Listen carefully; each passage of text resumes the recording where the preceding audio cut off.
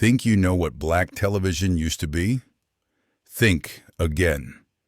The shows that defined black entertainment in the 70s and 80s were raw, unfiltered, and unapologetically real. They tackled subjects that would make today's network executives break out in cold sweats.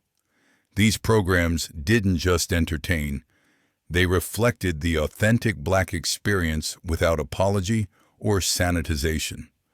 But one by one, they disappeared, and the reasons why reveal something powerful about how much has really changed. Here are the black TV shows that would never air today. Sanford and Son pushed boundaries that modern television wouldn't dare cross. Fred Sanford was loud, crude, and brutally honest about race in ways that would spark Twitter outrage within minutes today.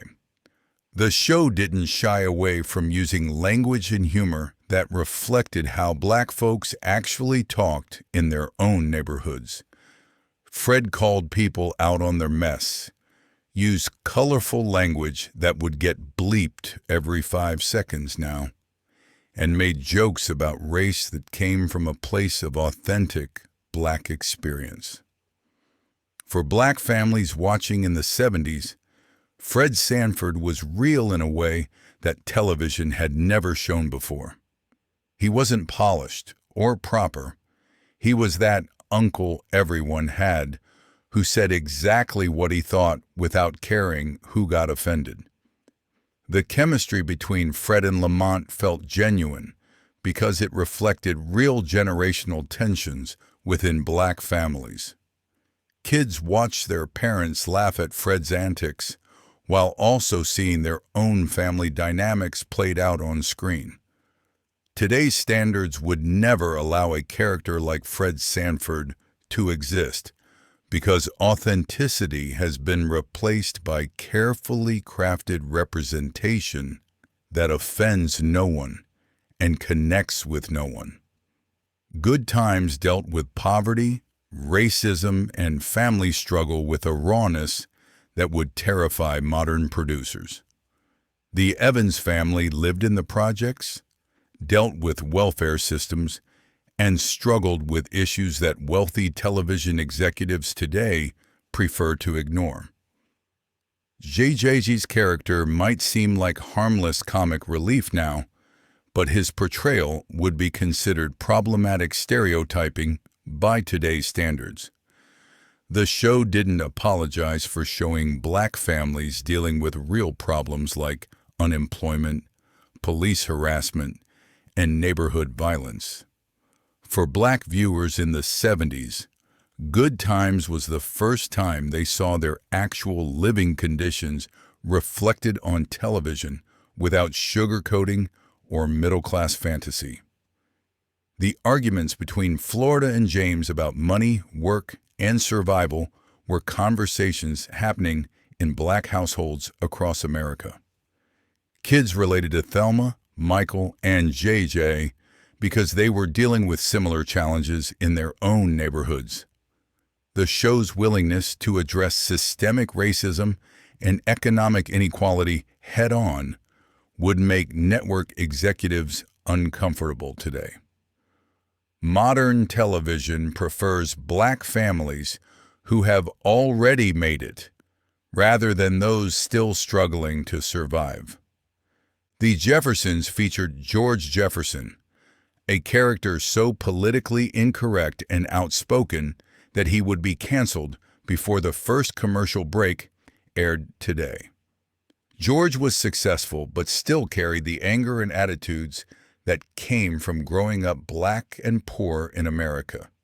He made comments about white people, used terms that would be considered offensive now, and expressed views about race and class that reflected genuine black frustration. For black audiences in the 70s, George Jefferson represented someone who had achieved success but hadn't forgotten where he came from or what he thought about the world around him. His arguments with everyone from his wife to his neighbors were hilarious but also honest about racial tensions that still existed. The show dealt with interracial relationships, class differences within the black community, and social climbing in ways that were both funny and cutting. George's success didn't make him more palatable or acceptable to white audiences. It made him more vocal about what he really thought.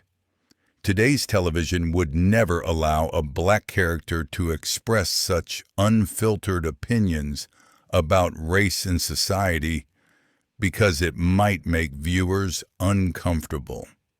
What's Happening showcased black teenagers in ways that would be considered too stereotypical and problematic for modern audiences. Raj, Dwayne, and Rerun talked, dressed, and acted like actual black kids from urban neighborhoods rather than sanitized versions created for mainstream consumption. The show featured slang, attitudes, and behaviors that reflected authentic black teenage culture of the 70s. For black families watching, these characters felt real because they acted like kids everyone knew from their own neighborhoods. The show didn't try to make its characters more palatable for white audiences or more educational for black ones. They were just regular black teenagers dealing with school, girls, and growing up in urban America. Rerun's dancing, Dwayne's shyness, and Raj's optimism weren't calculated to represent all black teenagers. They were just three kids being themselves.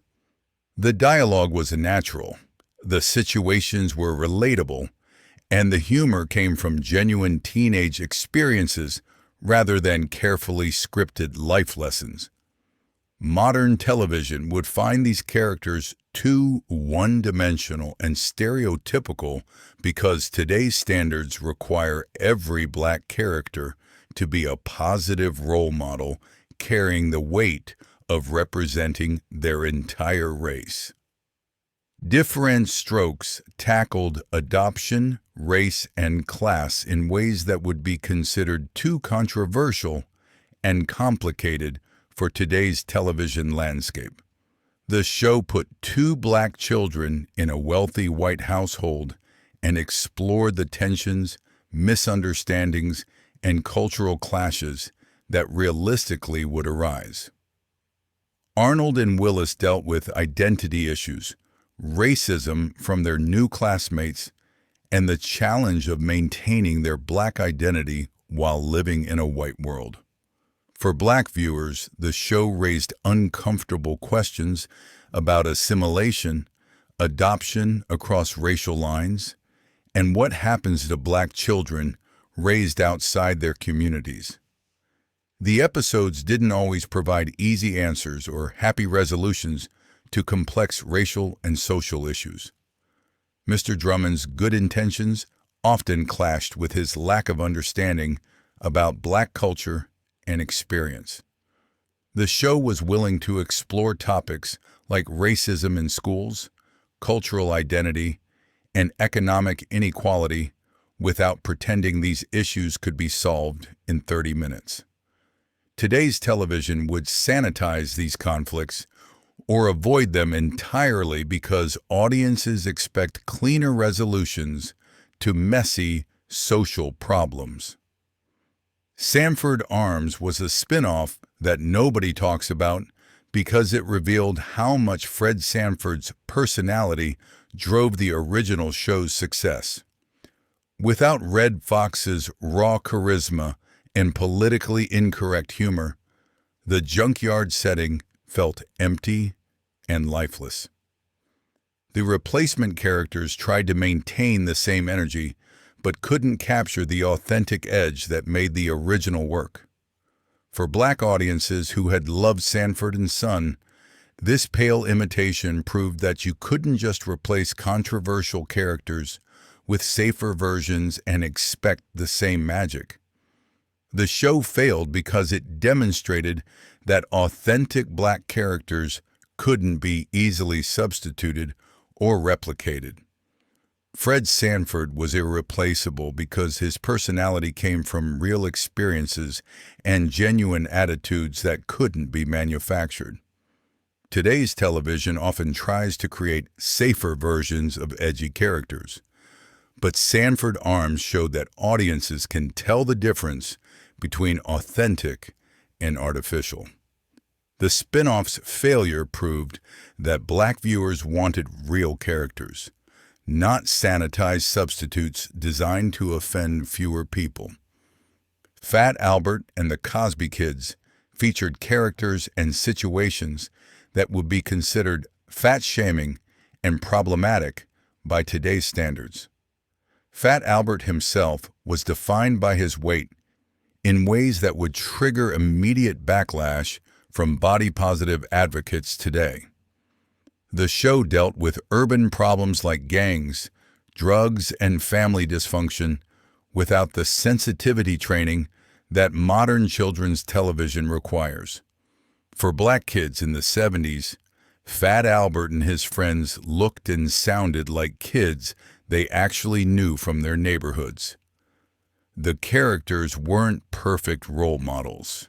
They made mistakes, got into trouble, and learned lessons through experience rather than lecture. The show's humor often came at the expense of characters' physical appearances, economic situations, or family problems in ways that would be considered bullying by today's standards. Russell was picked on for being small, Mushmouth was mocked for his speech, and various episodes dealt with sensitive topics without extensive trigger warnings or careful handling. Modern children's television has become so concerned with positive messaging and inclusive representation that the natural, sometimes cruel humor of actual childhood has been completely sanitized. Soul Train wasn't technically a traditional TV show, but its cultural impact and unapologetic celebration of black music and dance would be impossible to replicate today. Don Cornelius hosted a program that was by black people for black people without any attempt to make white audiences comfortable or included. The dancers, the music, and the entire aesthetic celebrated black culture without explanation or apology. For black viewers across America, Soul Train was proof that their music, their style, and their culture could dominate television when they controlled the content. The show featured artists and songs that mainstream television ignored, giving black musicians a platform that didn't require them to tone down their message or their style. The Soul Train line became iconic because it showcased black dance and fashion in ways that were authentic rather than performed for outside audiences. Today's music television is so focused on crossover appeal and mainstream acceptance that the cultural specificity and black pride that define Soul Train has been lost. No modern show could feature such unapologetically black content without network pressure to make it more accessible to diverse audiences. That's My Mama centered around a grown black man still living with his mother in ways that would be considered immature and problematic by today's standards of black male representation. Clifton lived at home, depended on his mother for everything, and showed little ambition beyond running his father's barbershop. For black families in the 70s, this dynamic was familiar and relatable rather than embarrassing or concerning. Many black men stayed close to home, helped with family businesses, and maintained strong ties to their mothers throughout their adult lives. The show celebrated these bonds rather than treating them as signs of failure to launch or inability to adult properly. Mama's strong personality and Clifton's willingness to be guided by her wisdom reflected real relationships in black families, where mothers remained central figures throughout their children's lives. Today's television would pressure Clifton to show more independence, ambition, and modern masculine traits because extended family dependence is now viewed as problematic rather than practical or loving. The Richard Pryor Show lasted only 4 episodes because Pryor's raw, unfiltered comedy was too controversial even for the 70s, proving it would be impossible today. Pryor's humor came from his experiences with racism, drug addiction, and street life in ways that made network executives nervous. His comedy sketches dealt with police brutality, racial profiling, and social inequality, with a directness that would trigger immediate advertiser boycotts now. For black audiences, Pryor's comedy felt authentic because it reflected their own experiences with racism and discrimination without the softening that usually accompanied discussions of race on television. The show was canceled not because it wasn't funny or popular, but because it made too many people uncomfortable with its honest portrayal of American racial dynamics. Pryor refused to sanitize his material or avoid controversial topics just to keep his show on the air. Today's comedy television is so focused on avoiding offense that Pryor's raw social commentary would never even make it to pilot stage. Networks now prefer comedy that challenges no one and reflects nothing real about the black experience in America. Baby, I'm Back dealt with abandonment, divorce, and family dysfunction in the black community without the sensitivity or careful handling that modern television requires. The show featured a black father who had left his family and returned expecting to pick up where he left off, addressing issues of absenteeism and responsibility that many black families faced. For black viewers, the show's willingness to tackle difficult family dynamics felt honest rather than negative or harmful to community image. The comedy came from real tensions and conflicts that arose when broken families tried to rebuild without addressing underlying problems. Characters dealt with anger, resentment, and forgiveness in ways that were messy and unresolved rather than neat and educational. Today's television would never allow such complex and potentially negative portrayals of black family dysfunction because every representation must be positive and uplifting. The show's honest depiction of family problems would be considered harmful to the black community's image rather than reflective of real challenges many families face. Carter Country featured a black deputy sheriff in the South dealing with racism from his colleagues and community in ways that would be considered too inflammatory for modern audiences. The show didn't shy away from showing the reality of what black law enforcement officers faced in predominantly white Southern communities during the 70s. Curtis Baker dealt with prejudice, discrimination, and hostility from both his fellow officers and the criminals he arrested, creating comedy from genuinely tense racial situations.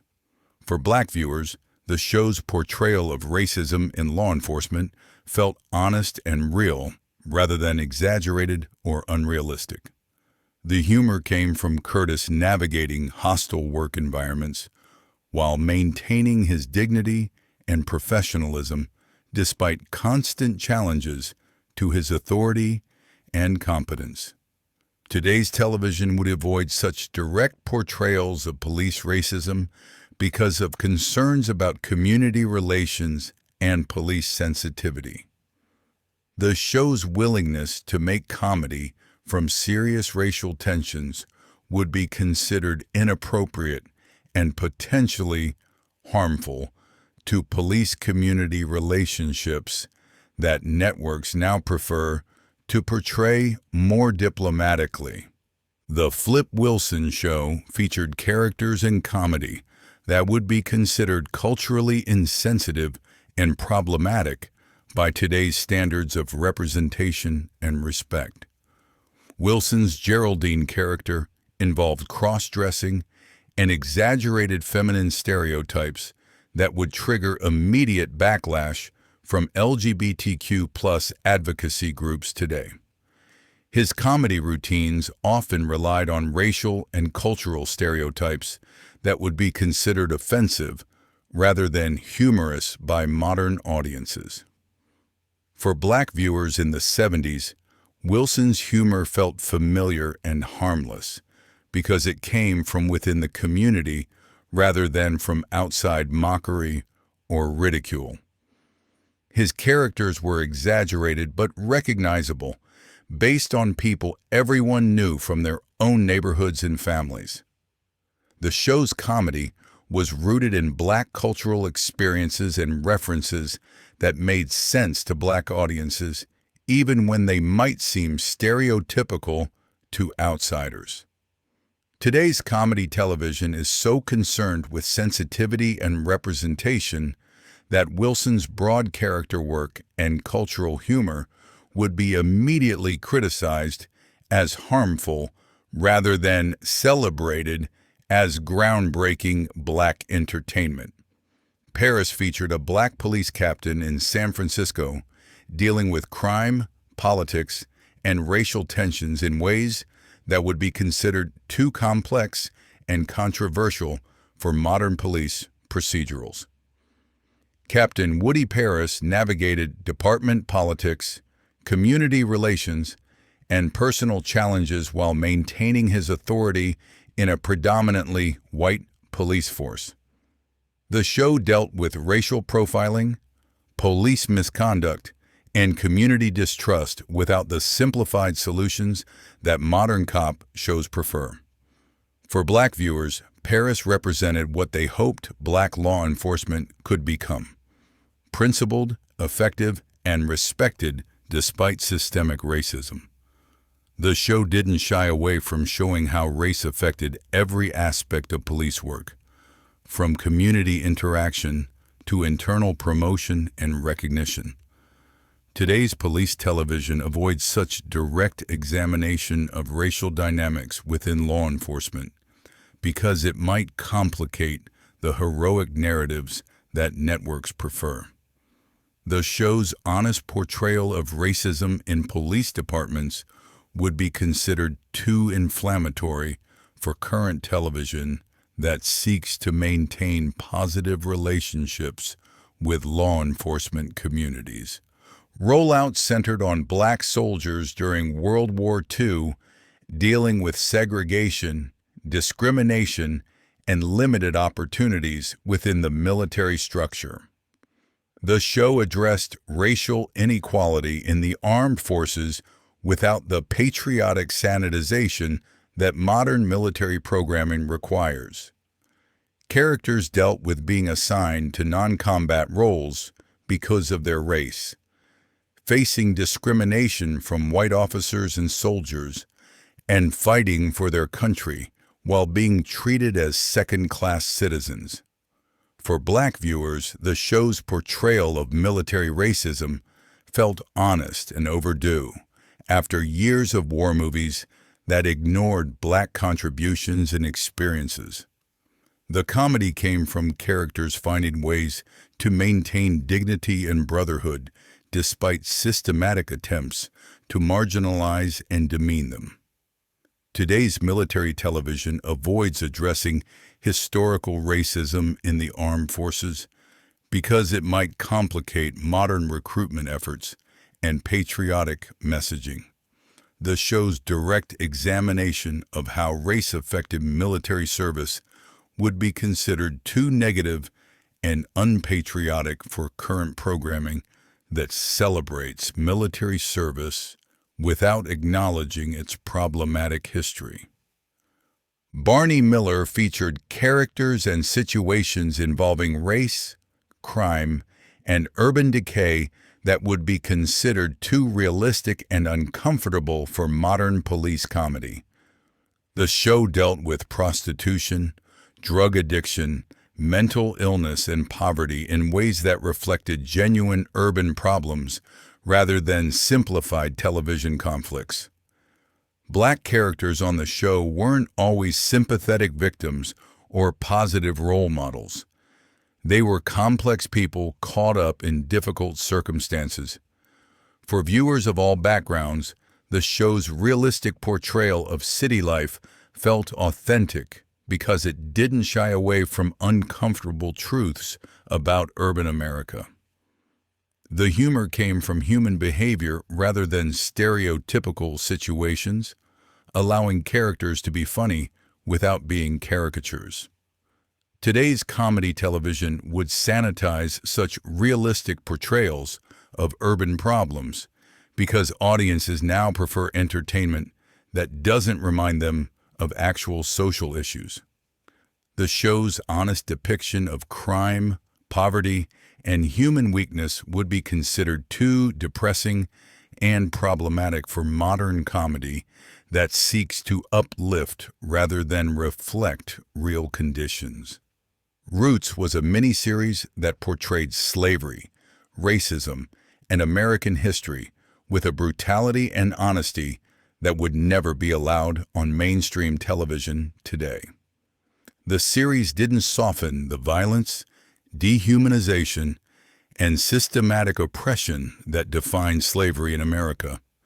It showed rape, torture, murder, and family separation without the sensitivity warnings or careful handling that modern programming requires. For Black families watching together, Roots provided education about their history that schools had never provided, and validation of stories that had been passed down through generations. The series forced all Americans to confront the reality of slavery rather than the sanitized version typically taught in schools or portrayed in movies. Today's television would never air such graphic and disturbing content because it might traumatize viewers or make them uncomfortable about American history. The series' unflinching portrayal of slavery's horrors would be considered too intense and potentially harmful for modern audiences who prefer entertainment that doesn't challenge their comfort or beliefs about the past. The White Shadow dealt with race, class, and education in ways that would be considered too controversial and problematic for modern television about schools and sports. The show featured a white coach working with predominantly Black players in an urban high school, addressing issues of racism, economic inequality, and educational failure without easy solutions. Characters dealt with gang pressure, academic struggles, and limited opportunities in ways that reflected genuine challenges facing urban Black students. For Black viewers, the show's honest portrayal of educational and economic obstacles felt real rather than discouraging or negative. The white coach's relationship with his players explored racial tensions and cultural differences without pretending these issues could be easily resolved through good intentions and mutual respect. Today's television about education avoids such direct examination of race and class because it might complicate positive messaging about schools and teachers. The show's realistic portrayal of urban educational challenges would be considered too depressing and problematic for modern programming that prefers inspirational rather than honest stories about education. The Lazarus Syndrome featured Black medical professionals dealing with hospital racism, patient prejudice, and professional discrimination in ways that would be considered too inflammatory for modern medical drama. Black doctors and nurses faced questions about their competence, challenges to their authority, and assumption about their qualifications that reflected real experiences in predominantly white medical institutions. The show didn't shy away from showing how race affected patient care, professional relationships, and career advancement within hospitals. For Black viewers, the show's portrayal of medical racism felt validating because it acknowledged challenges that Black healthcare workers actually faced. Characters had to prove themselves repeatedly, while their white colleagues were automatically assumed to be qualified and competent. Today's medical television avoids such direct examination of racism in healthcare because it might complicate heroic narratives about medical professionals. The show's honest portrayal of discrimination in hospitals would be considered too negative and divisive for modern programming that celebrates healthcare workers without acknowledging systemic problems. The Tonight Show, starring Johnny Carson, featured comedy and commentary about race that would trigger immediate cancellation in today's social media environment. Carson's monologues often included racial humor and cultural observations that reflected mainstream attitudes of the 70s and 80s, but would be considered offensive and inappropriate today. Black guests were often asked to perform or discuss race in ways that would be seen as tokenism and exploitation by modern standards. For audiences of all backgrounds, Carson's humor felt acceptable because it reflected commonly held attitudes and assumptions that hadn't yet been challenged by modern sensitivity training. The show's approach to race and culture was casual and unexamined in ways that modern talk shows would never attempt. Today's late-night television is so focused on progressive messaging and social awareness that Carson's natural, unfiltered approach to cultural differences would be immediately criticized as harmful and outdated. The show's willingness to make humor from racial and cultural differences without careful consideration of impact would be considered completely unacceptable for modern entertainment that seeks to educate rather than simply entertain. These shows didn't just entertain Black audiences, they reflected authentic Black experiences without apology or sanitization. They dealt with poverty, racism, family dysfunction, and social problems in ways that felt real because they came from genuine understanding of Black life in America. Today's television may be more sensitive and inclusive, but it has lost the raw authenticity that made these shows powerful and memorable. The characters were flawed, the situations were messy, and the humor often came from uncomfortable truths that modern audiences prefer to avoid. These shows proved that Black entertainment didn't need to be perfect or positive to be meaningful and impactful. Which of these shows do you remember watching with your family? Drop a comment below sharing your favorite moments. Hit that like button and subscribe so you never miss another trip down memory lane.